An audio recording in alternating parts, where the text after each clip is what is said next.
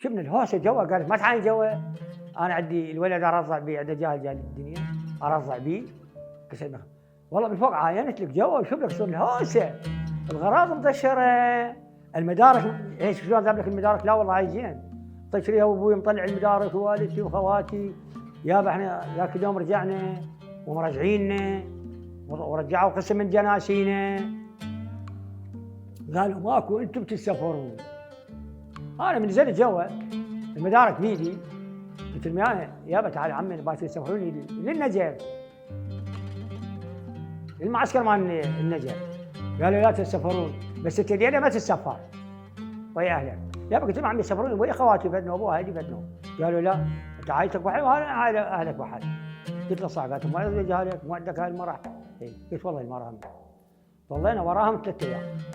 3 ايام ظلينا، من ورا 3 ايام بالليل اجونا، مثل ما اجونا بليت اللي جو البيت ابوي بالساعه اجونا نفسيته اجونا.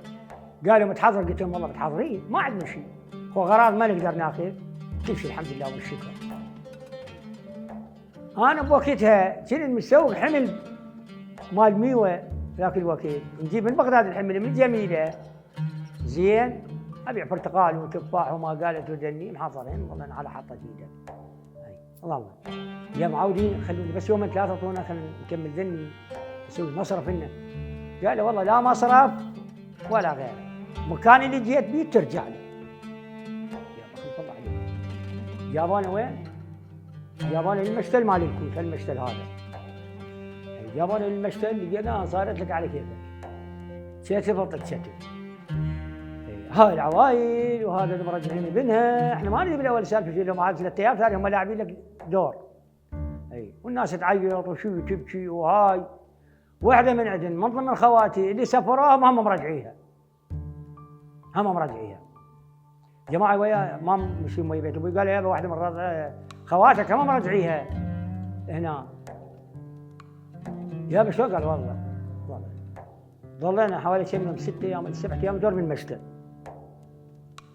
من ورا المشتل جابونا البذره، هاي البذره جابونا البذره، ظلينا حوالي 5 ايام ما ادري 6 ايام. يابا جهالنا ما عندهم حليب، عندنا هذا الجاهل شوي ماي حار يريد على مود المميه. هاي المرج قالت لهم، قالت الرحمه على امكم وابوكم، هسه البدو الشياله رحاضه هم يطلون مي الواحد. هاي يعني طقت قلبه فردهم جاهله يبكي وتريد حليب لبنها. قالوا ولد جايبك انت للشياله الرحاله؟ قالت لي احسن من عندي زولاك.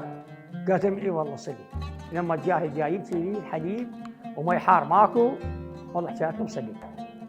بالخلاصه قالوا هسه ان شاء الله نوديكم لايران.